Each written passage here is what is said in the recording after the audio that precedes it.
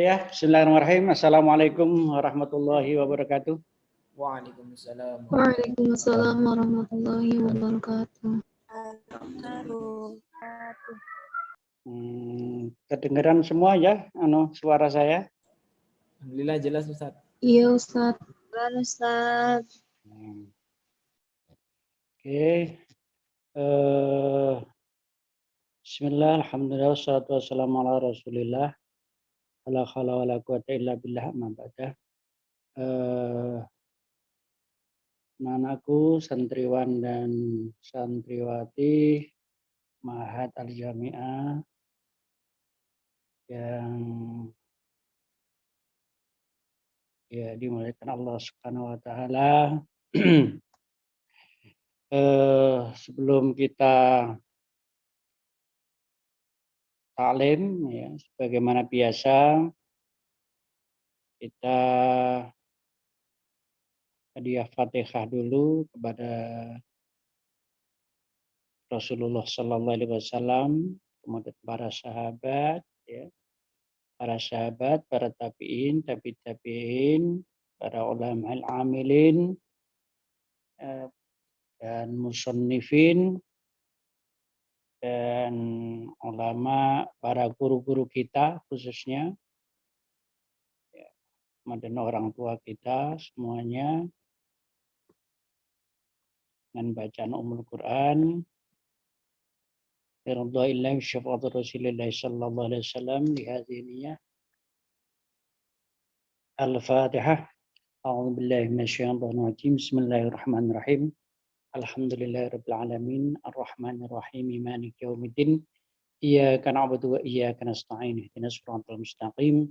Shiratal ladzina an'amta 'alaihim ghairil maghdubi 'alaihim waladdallin. Amin. Baik, terima kasih. Nah sekalian, kalau minggu yang lalu ya, kita ta'aruf dan ya sedikit membahas tentang ya pentingnya ilmu, mencari ilmu, dan ini sebagai langkah awal dari setiap kita mempelajari sebuah ilmu ya, karena tanpa motivasi itu tentunya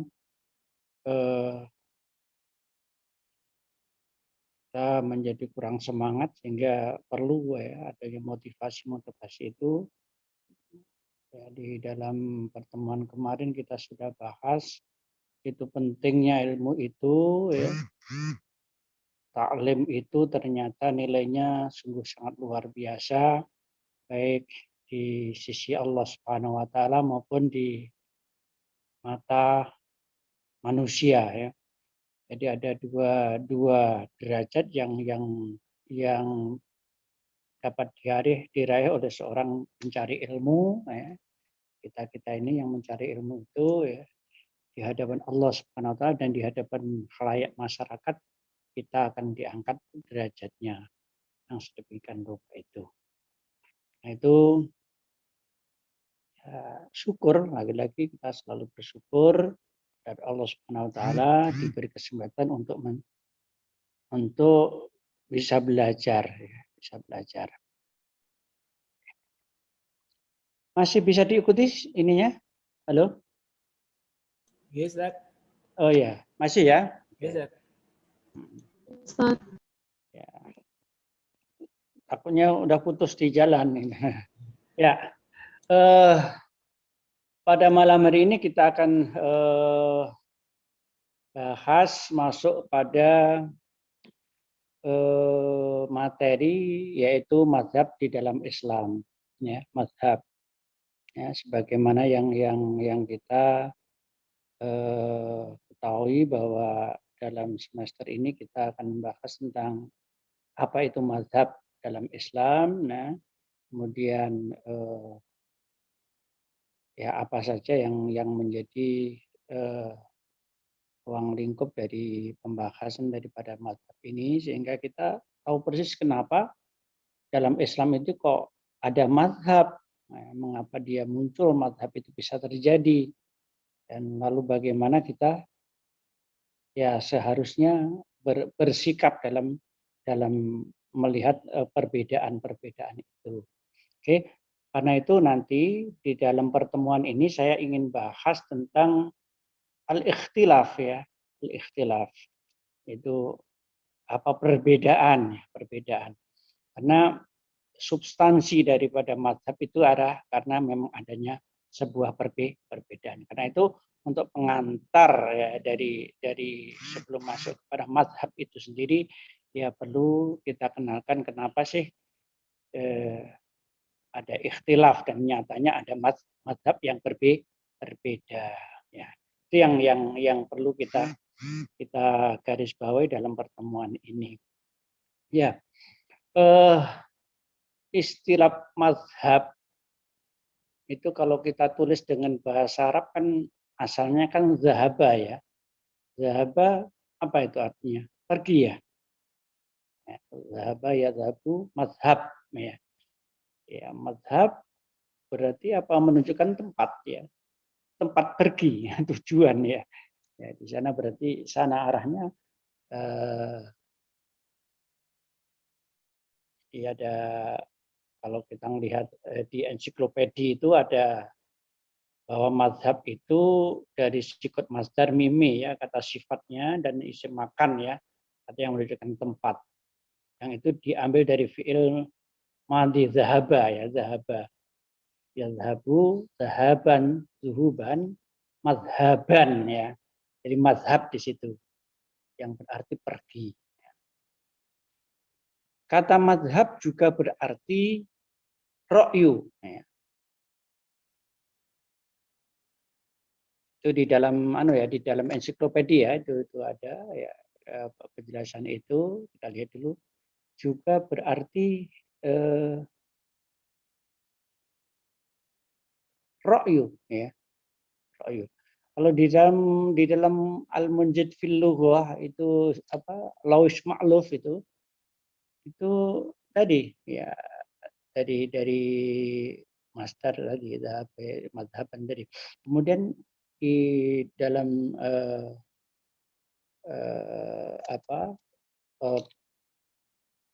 para pendefinisi lain juga mengatakan bahwa mazhab juga berarti ar-ra'yu ya, pendapat. Ya. Ada lagi juga yang menyebut mazhab itu adalah view ya, pandangan.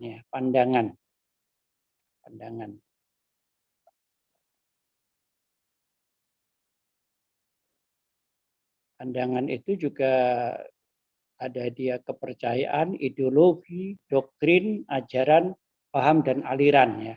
Itu view, menyangkut dengan view itu. Itu dari sisi bahasa ya. Dari sisi bahasa paling tidak ya kata mazhab itu ada tiga tadi. Pertama tempat pergi ya berarti pergi ya yang berarti tempat jadi menunjukkan tempat ya. Kemudian yang kedua pendapat dan yang ketiga view pandangan atau ideologi ya bisa juga paham aliran. Itu dari sisi bahasa. Nah, kalau kita hubungkan dengan pemahaman kita yang sekarang ini berarti ya satu pendapat yang menjadi rujukan ya itu menjadi rujukan ini. Itu tempat menjadi yang menjadi tambatan. Itu dari sisi bahasa. Ya. Kemudian dari sisi istilah ya menurut istilah ya, paling tidak ada dua istilah yang bisa kita jadikan rujukan tentang mazhab itu ya. Yang pertama mazhab adalah jalan pikiran. Mazhab Yang pertama dari sisi istilah ya, ada sebuah jalan pikiran atau metode ya, metode yang ditempuh oleh mujtahid ya. Jadi mazhab yang pertama ini yang istilah yaitu metode atau pikiran atau jalan pikiran, metode yang ditempuh oleh mujtahid dalam menetapkan hukum.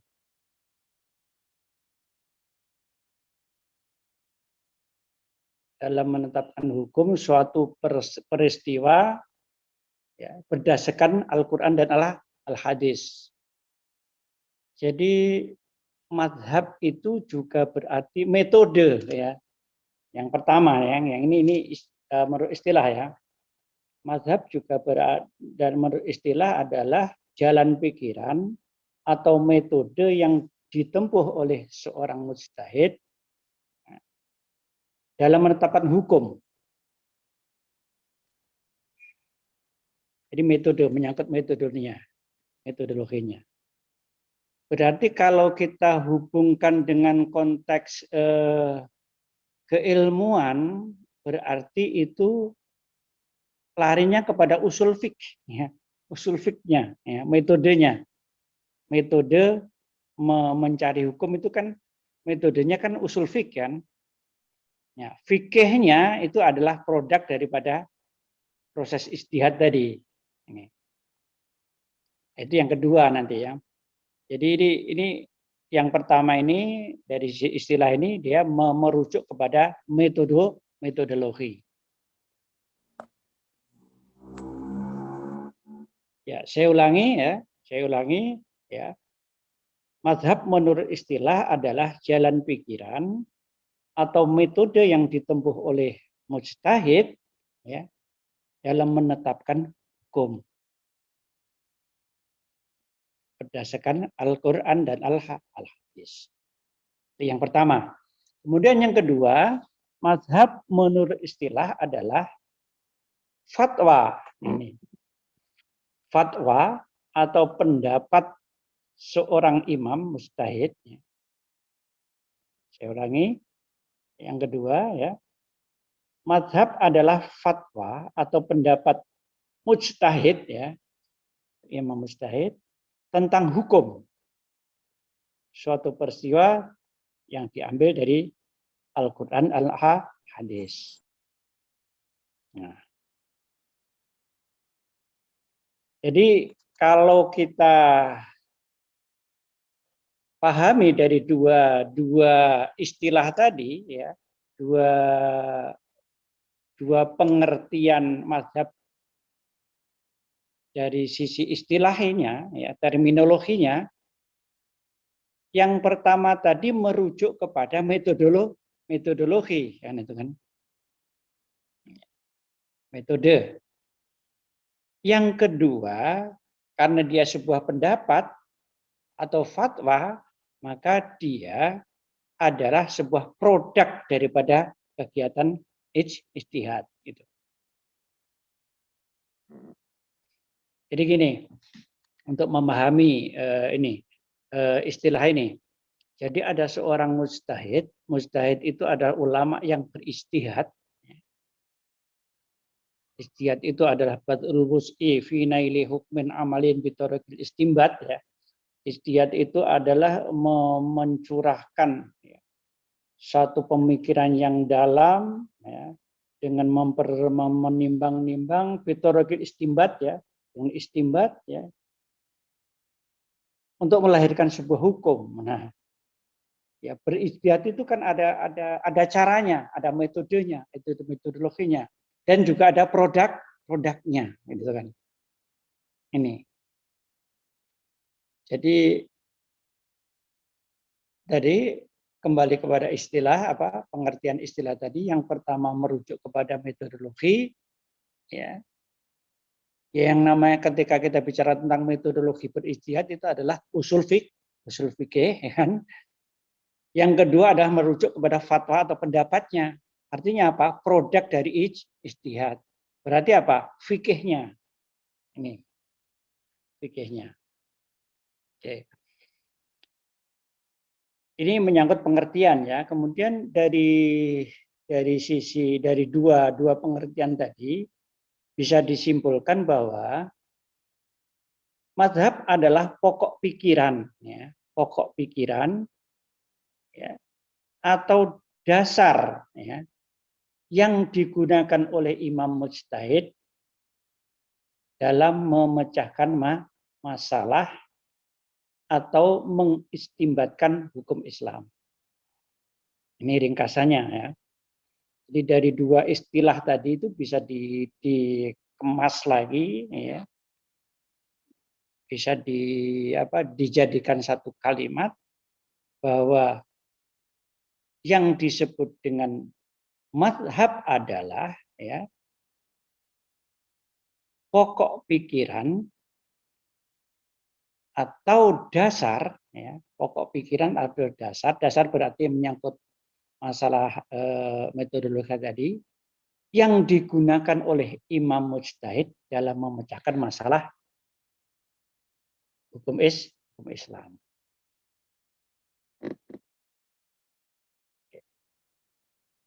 Nah, oleh karena masing-masing imam mujtahid itu berbeda metodologi, ya, maka konsekuensinya produk dari ijtihad pun menjadi berbeda. Nah, ini karena itu penting sekali dalam pertemuan ini untuk membicarakan tentang masalah al-ikhtilaf. Al-ikhtilaf. Ya. Ini apa kita tadi sudah pahami apa itu mazhab baik menurut bahasa maupun terminologi. Ya. Itu yang awalnya. Sekarang kita masuk kepada al-ikhtilaf. Ya, dalam fikih. Oke. Kenapa sih terjadi ikhtilaf? Kan itu kan berbeda misalkan. Al-Qur'an satu, ya kan? Tapi kenapa kok lalu menjadi berbeda, ya kan? Al-Qur'an hanya memerintahkan tentang sholat, ya. Lalu dijelaskan dalam hadis bagaimana cara-cara sholat itu. Tetapi pada periode-periode berikutnya ternyata yang namanya sholat itu juga banyak perbedaan. Macam-macam ya, macam-macam. Sholatnya sama, semuanya sama. Tetapi dalam hal-hal tertentu ya, hal amaliyah-amaliyahnya juga berbeda. Ini yang jadi ini. Jadi al-ikhtilaf. Padahal kata Nabi al-ikhtilafu rahmatun kan itu kan. Bahwa perbedaan itu adalah rahmat kan itu kan. Perbedaannya adalah rahmat. Ya.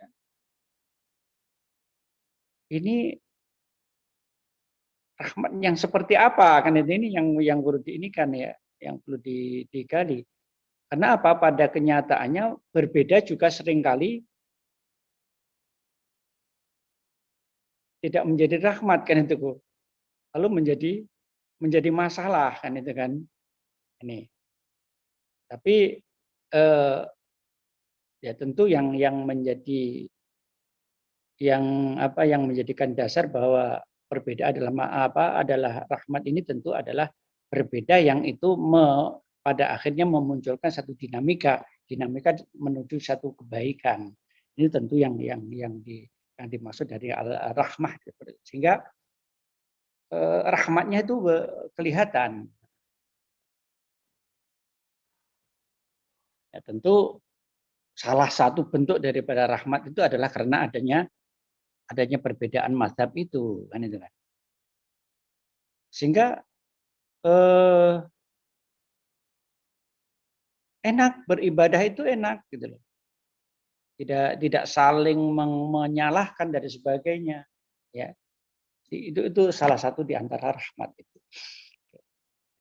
Nah, itu barangkali konsep-konsep yang ini kan. Nah, yang perlu saya jelaskan di sini adalah bahwa Al-Qur'an ya, itu kan wahyu Allah. Nah, ini kan wahyu Allah. Ya.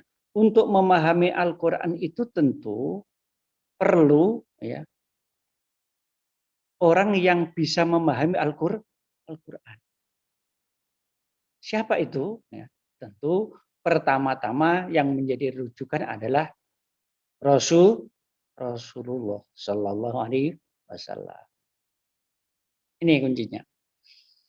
Jadi yang berhak orang yang paling berhak yang memiliki satu kompeten dalam bidang menjelaskan Al-Qur'an adalah tidak ada lain kecuali Rasulullah. Maka Rasulullah lah yang memberikan, yang menjelaskan makna ya isi kandungan daripada Al-Qur'an. Maka ketika Allah Subhanahu wa taala memerintahkan untuk melaksanakan sholat, aqimus sholat misalkan, lalu Rasulullah memberikan penjelasan sholat yang seperti apa toh? Nah, maka muncullah hadis dari Nabi, "Shallu ya kama ra'aitumuni usolli," kan itu kan. Yang menjelaskan adalah Nabi. Oh, sholatnya begini loh. Ya. Sebagaimana sholat kamu melihat saya melihat Nabi kan itu kan. Nah, mungkin pada saat Rasulullah pada zaman Nabi ya tentang sholat itu tidak ada perbedaan. Ini bagaimana melaksanakan sholat, bagaimana melaksanakan rukuk dan sebagainya, semuanya bacaan-bacaan semuanya sudah tidak ada. Karena apa? Masih ada Rasulullah.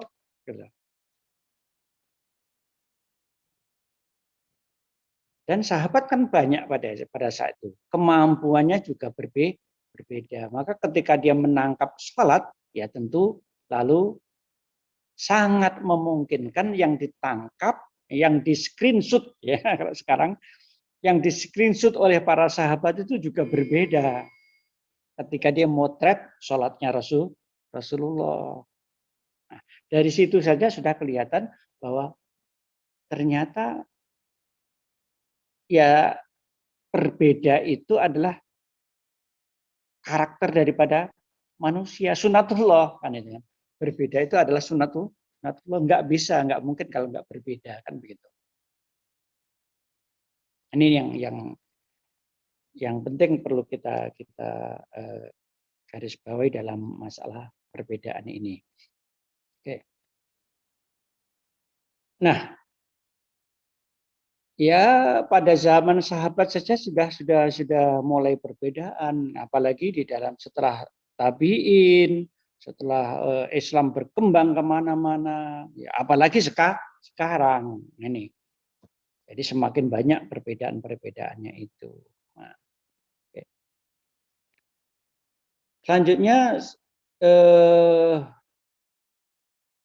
Imam Subki membagi ikhtilaf itu menjadi 3. Ini kita sudah masuk kepada pendapat dari para ya, tokoh ya. Yang pertama ya, menurut Imam Subki ya, ikhtilaf itu ada 3 jenis. Pertama menyangkut masalah usul, ya, pokok dan prinsip. Nah, yaitu yang menyimpang dari kandungan Al-Qur'an. Nih, ya perbedaan yang inilah yang tidak ditolerir ya. Yang kedua,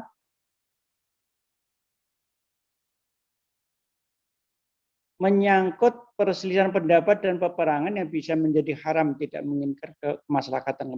Yang kedua masalah perselisihan pendapat ya.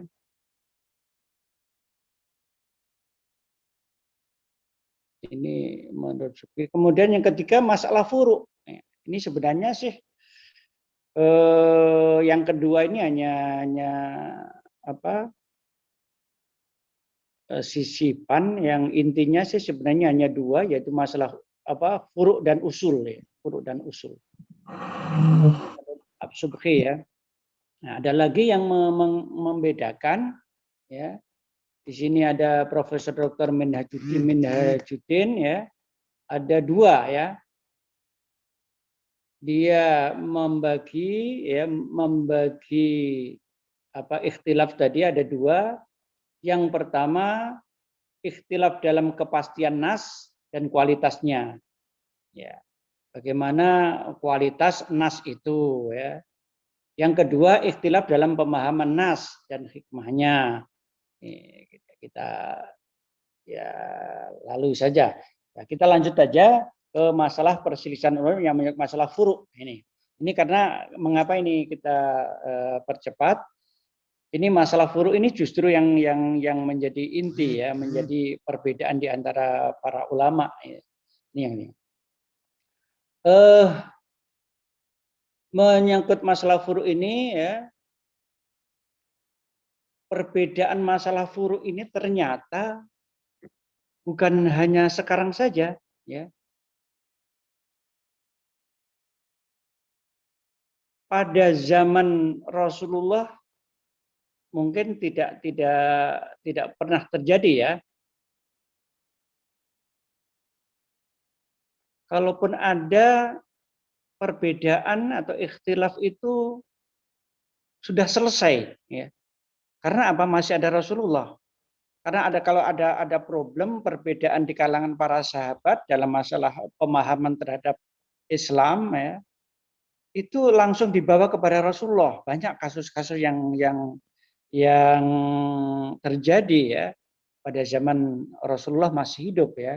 Ketika para sahabat berselisih ya, tentang satu masalah keagamaan, masalah agama yang itu ada perbedaan lalu dibawa kepada Rasulullah. Sering kali terjadi seperti itu. Dan selesai ya, tidak panjang lebar karena ada Rasulullah ya di situ sebagai pemutusnya ya, sebagai pemutusnya. Jadi kalau ada permasalahan dia langsung lari ya, mekanisme langsung lari kepada Rasulullah untuk mendapatkan jawaban yang pasti. Oke. Kemudian ikhtilaf setelah Rasulullah wafat. Nah, ini yang lalu menjadi agak rumit ya. Sudah mulai agak rumit. Karena apa? Rasulullah sudah nggak ada. Ya. Siapa lalu yang menjadikan rujukan ya. Ini lalu menjadi problem. Jadi sudah agak melebar al-ikhtilaf itu. Satu contoh misalnya ketika Rasulullah wafat ya. Ini ketika Rasulullah wafat itu ada perbedaan-perbedaan tentang apa? Tentang bagaimana penguburan Rasulullah. Kemudian siapa pengganti Rasulullah. Ya. Kemudian setelah itu ada juga ikhtilaf bagaimana hukumnya orang-orang yang keluar dari Islam atau murtad. Ya. Nah, ini yang menjadi pokok ya. Jadi pertama ya setelah Rasulullah wafat ya terjadi ikhtilaf ya khususnya masalah kalau pada saat itu masalah yang menjadi fokus ya, perselisihannya adalah siapa pengganti Rasulullah kan itu kan. Itu sampai kepada perselisihan yang cukup hebat antara Muhajirin dan Ansor. Nih, siapa yang berhak menggantikan Rasulullah? Nih. Hampir terjadi chaos, hampir terjadi pemimpinan rebutan antara Muhajirin dan Ansor. Dan akhirnya ya dipilihlah sahabat Abu Bakar ya sebagai pengganti Rasulullah secara aklamasi tentunya. Nah, jadi ada perbedaan di situ. Ya, perbedaan apa? Ngurusin siapa pengganti Rasulullah dulu, apa jenazah Rasulullah kan itu kan? Nah, ini.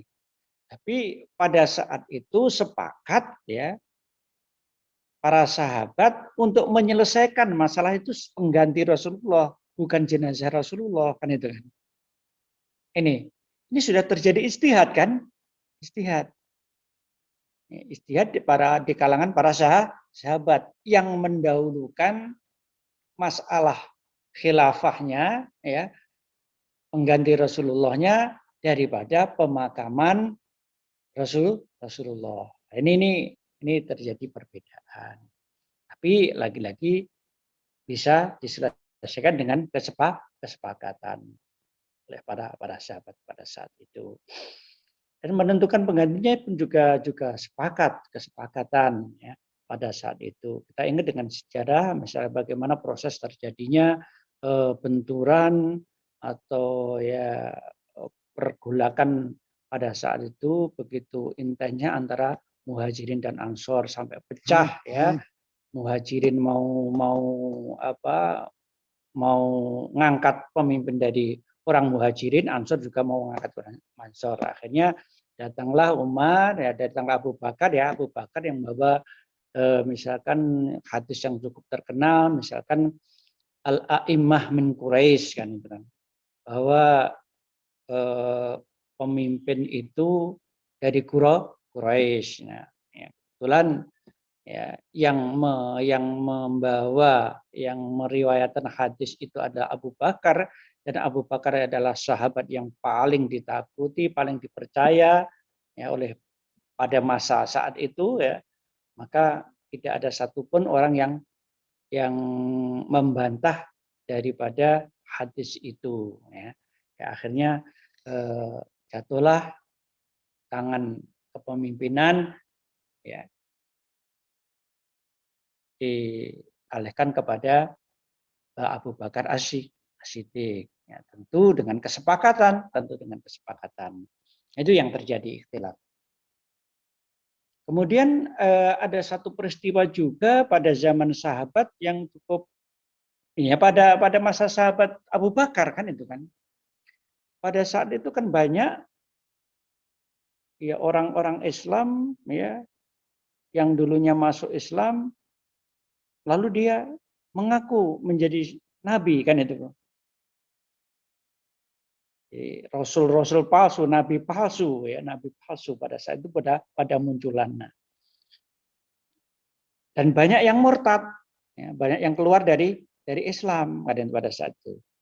Nah, maka Abu Bakar berijtihad ya pada masanya difokuskan kepemimpinan Abu Bakar itu adalah memerangi orang-orang yang murtad kan. Nah, kita tahu sejarah itu. Ya, sejarah itu terkenal di dalam Islam, satu peperangan yang cukup ya dikenal di dalam sejarah Islam yang disebut dengan perang Riddah. Ya, perang Riddah. Itu perang yang terjadi dalam rangka memerangi orang-orang yang murtad. Perang Riddah pada zaman Abu Bakar. Ini istihad juga, istihad. Dan ya tentu yang namanya istihad itu tentu tidak semuanya bisa bulat ya. Itu yang terjadi pada zaman sahabat. Oke. Selanjutnya, ini tinggal 1/4 jam, agak kita percepat. Ada beberapa faktor yang menyebabkan ikhtilaf dalam masalah furu'. Yang pertama, ikhtilaf dalam hal qiraah. Ini. Sebabnya, ya faktor yang menjadi penyebab ikhtilaf dalam hal furu'. Ya. Faktor-faktor khusus ya, faktor-faktor khusus penyebab ikhtilaf masalah furu'. Yang pertama faktornya adalah ikhtilaf dalam hal qiraat. Bacaan Al-Qur'an. ya. Ada yang baca. Nanti kita lihat kasusnya, coba kita lihat nanti. Pertama tulis dulu, ya. Yang kedua, ikhtilaf dalam memahami hadis. Ya, dalam memahami hadis. Ikhtilaf sahabat, ya, ikhtilaf para sahabat dalam memahami hadis. Ada perbedaan di situ. Yang ketiga, ya faktor yang ketiga, ikhtilaf dalam menetapkan dan menilai suatu hadis. Menetapkan nilai suatu hadis. Berarti apa? Kualitas ya. Berarti kualitas. Yang keempat, adanya nas yang memiliki makna ganda. Mustarok. Nasnya memiliki makna ganda. Jadi bukan muhkamat ya, tapi mutasyabihat kalau istilah akidahnya ya. Ya. Itu yang keempat, dan yang kelima adanya sejumlah nas yang saling bertentangan, kelihatannya bertentangan.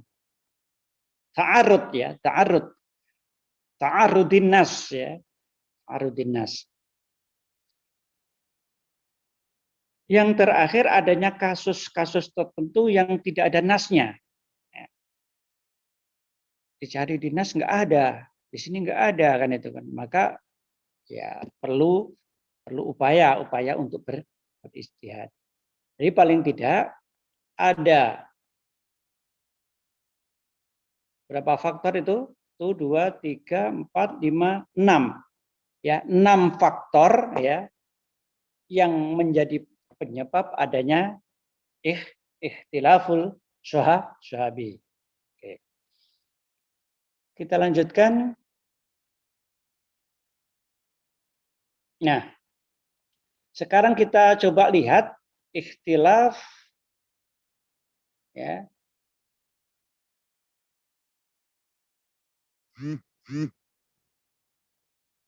Tinggal berapa menit? 1/4 jam.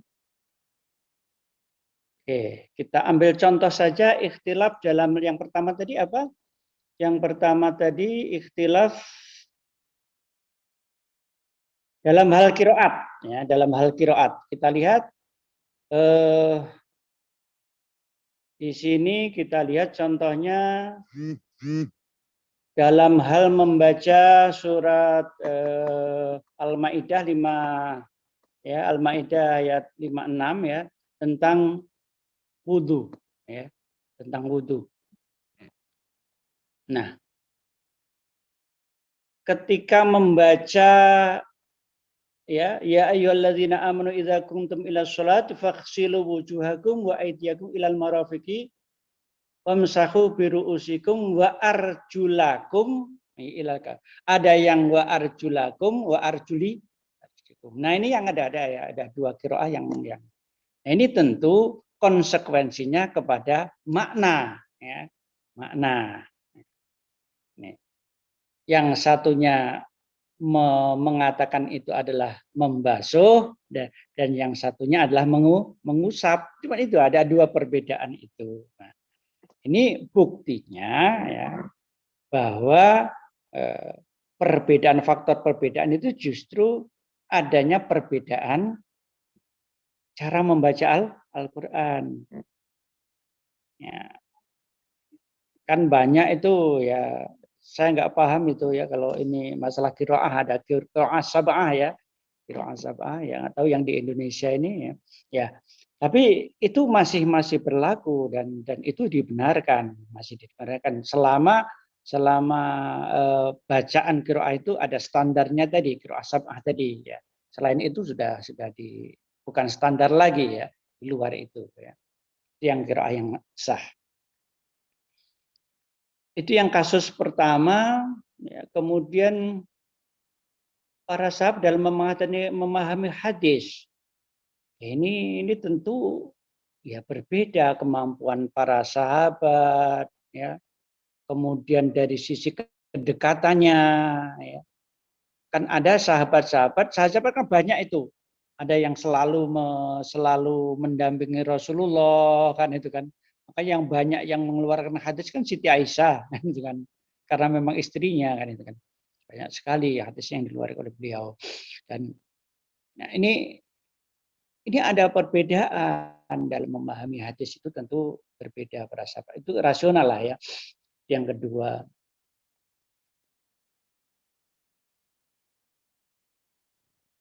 ya ada sahabat yang terkenal dengan siapa itu Abu Hurairah ya, Abu Hurairah ya, itu juga banyak yang mengeluarkan. Jadi berbeda ya, berbeda para sahabat itu dalam hal intensitasnya interaksi dengan Rasulullah.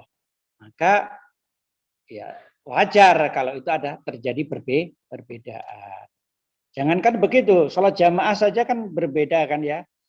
Sholat jamaah imamnya ya para makmumnya itu yang di sebelah kanan dengan yang sebelah kiri kan beda itu kan.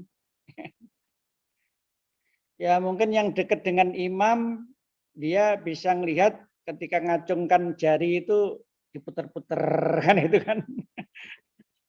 Yang lainnya oh enggak pas begini ya, enggak diputer tapi gini aja kan itu. Makanya variatif sekarang ini juga seperti variatif juga. Jadi wajar, jadi rujukan ke sana. Jadi ikhtilaf dalam hal pada zaman ini. Kemudian yang ketiga tadi ikhtilaf dalam menetapkan kualitas hadis kan itu kan. Ini ulama juga berbeda. Yang kualitasnya yang seperti apa toh kan itu kan. Ada yang menggunakan bahwa itu harus mutawatir kan dan sebagainya. Ini yang kita ya. Kemudian ada juga misalkan yang keempat Al-Qur'an memiliki makna ganda ya. Misalkan kata-kata quru ya. Misalkan dalam apa? Dalam hal apa ya? Nah, ya. Idah ya, soal idah ya, soal idah. Itu kan ada perbedaan kan, perbedaan. Dalam hal apa? Tadi ikhtilaf ya makna ganda ya, quru ya. Makna ganda. Quru ya, yang satu sebagian mengatakan bahwa itu adalah suci, yang satu adalah apa? Satu kali putaran. Ini yang jadi ada quru ya. Satu kali haid ya. Kemudian salah satu quru 3 kali haid kan itu kan, yang satunya 3 kali suci. Nah, itu lalu nanti hitung-hitungannya berbeda, ya, ketemunya berbeda. Ini di antara apa contoh-contoh yang apa menjadi faktor terjadinya apa perbedaan ulama. Oke, kembali pada tadi itu kita agak percepat karena hanya 4 kali pertemuan, 4 kali pertemuan. Oke. Sekarang bagaimana metode ulama dalam mengatasi ikhtilaf? Ya. 10 menit lagi. Ada beberapa metode ya para ulama dalam mengatasi ikhtilaf perbedaan itu. Bagaimana caranya? Ya.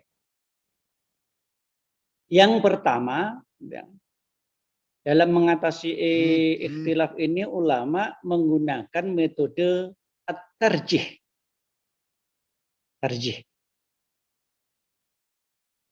Apa itu tarjih? Yaitu meneliti dan menentukan petunjuk hadis yang memiliki argumentasi yang lebih kuat. Tarjih.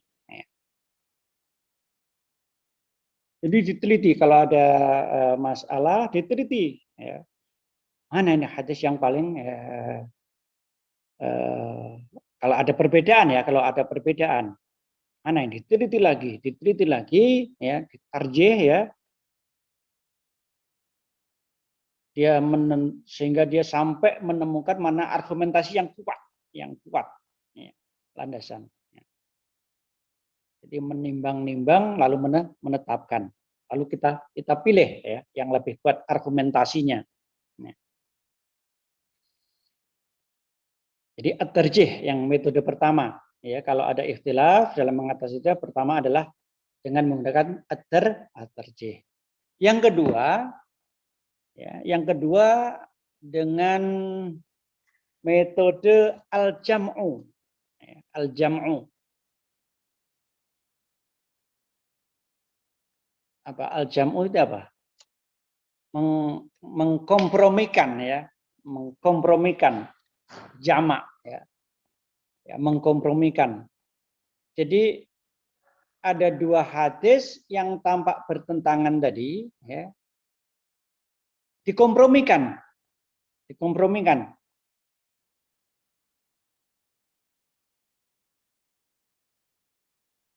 Atau sama-sama diamalkan sesuai dengan konteksnya. Ini cara mengkompromikan gitu.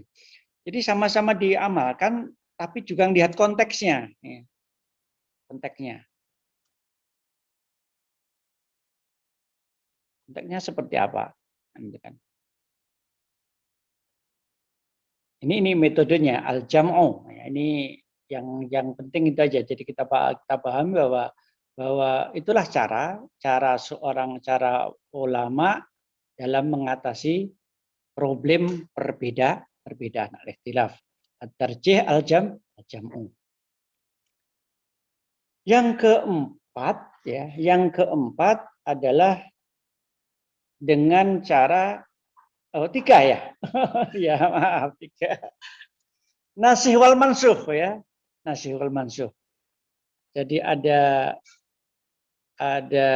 petunjuk dalam hadis yang satu dinyatakan sebagai penghapus dengan ajan. Jadi ada dua hadis ya. Nah, nasih mansuh ini juga berlaku kepada Al-Qur'an ya. Jadi ada ayat yang bertentangan, yang satunya itu digunakan nasih ya sebagai, yang satunya mansuh, dimansuh, dihilangkan hukumnya ya. Ya tentu yang menggunakan nasih mansuh juga masih juga perlu dikaji, kajian secara tersendiri ya. Ada beberapa ulama yang juga tidak perlu menggunakan nasih mansuh kan itu kan. Itu terjadi perdebatan sendiri itu kalangan ulama hadis nanti itu yang bicara soal itu nasih mansuh atau tafsir ya.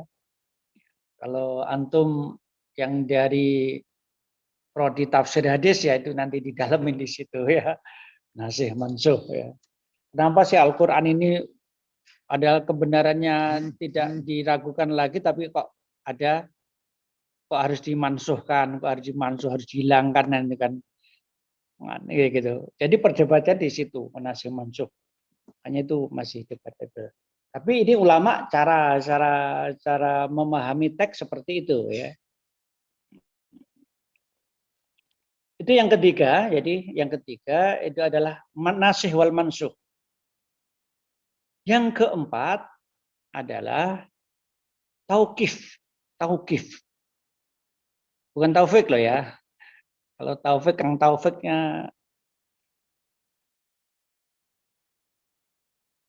di Opera of Java ya. Opera Java.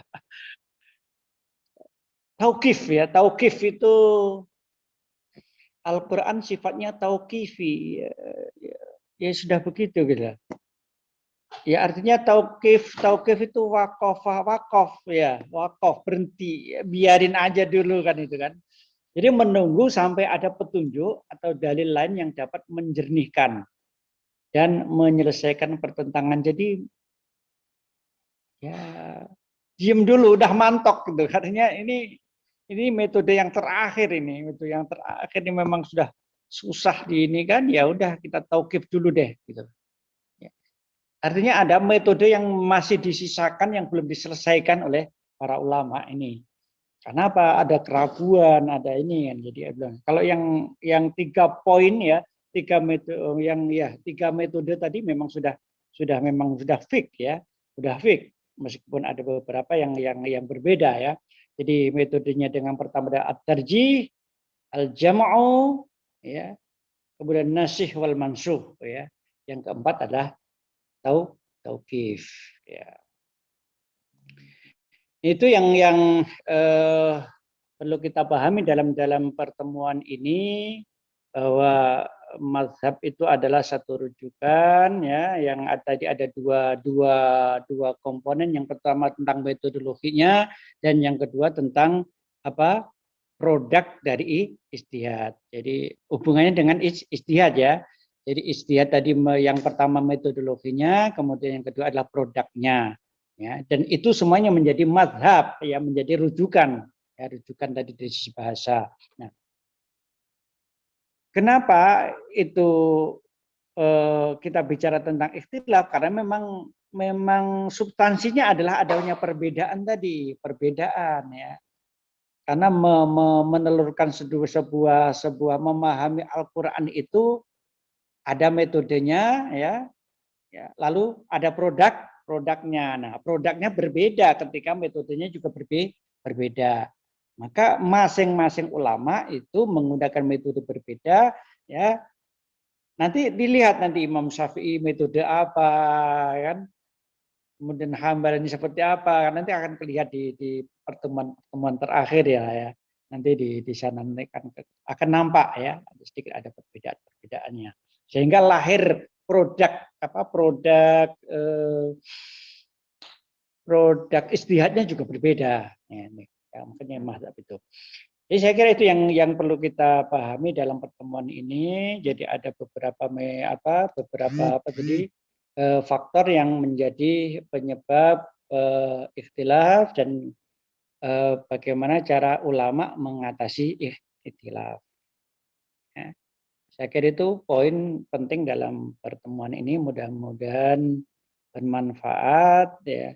Saya sebenarnya senang mau dialog, tapi ya mudah-mudahan di offline aja deh, lebih enak kalau mau dialog, ya. Saya kira itu, ya. Mudah-mudahan bermanfaat. Kita doa dulu, ya. Dirindali syafaat Rasulullah sallallahu alaihi wasallam. Al-Fatihah. A'udzubillahi minasyaitonir rajim. Bismillahirrahmanirrahim. Alhamdulillahirabbil alamin arrahmanir rahim maliki yaumiddin. Iyyaka na'budu wa iyyaka nasta'in. Ihdinas siratal mustaqim. Shiratal ladzina an'amta 'alaihim ghairil maghdubi 'alaihim waladdallin. Amin. A'udzubillahi minasyaitonir rajim. Bismillahirrahmanirrahim.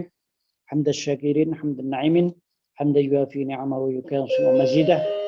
Rabbana lakal hamdu kama yanbaghi li jalali wajhikal karim wa 'azimi sultanik. Allahumma shalli 'ala an-nuril anwar was sirril asrar wa tiryatil akhyar wa muftahi babil yasar sayyidina Muhammadin mukhtaru alihi al-azhar wa ashabil akhyar adada ni'amillahi wa idhalih. Allahumma ya Allah inna nas'aluka ridha wal jannah wa na'udzubika min sakhati wan nar. Allahumma ya Allah ya Rahman ya Rahim arhamna ya arhamar rahimin. Allahumma ya Allah maj'alna waj'al auladana waj'al talamidana ya Allah min ahli ilmi wal khair.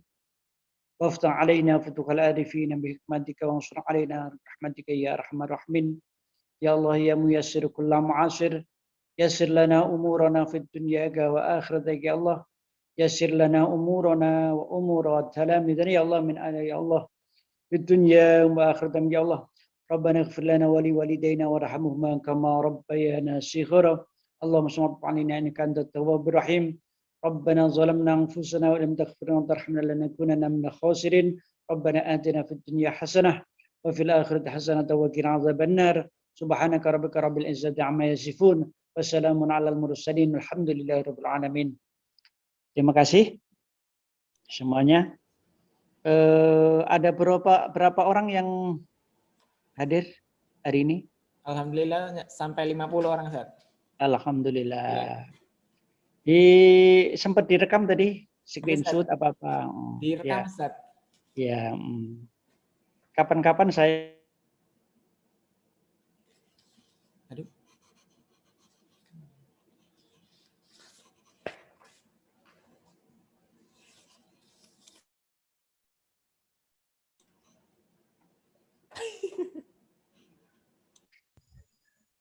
Oke, gimana? Ustaz. Screenshotnya yang bisa menampilkan banyak orang nggak bisa? Bisa Ustaz. Sudah ada tadi? Bisa, insya Allah nanti saya kirimkan Ustaz. Oh ya, oke. Ya kita selesai dulu ya sini ya, sampai di sini ya. Mudah-mudahan bermanfaat. Oke, saya undur diri ya. Ya. Assalamualaikum warahmatullahi wabarakatuh. Waalaikumsalam warahmatullahi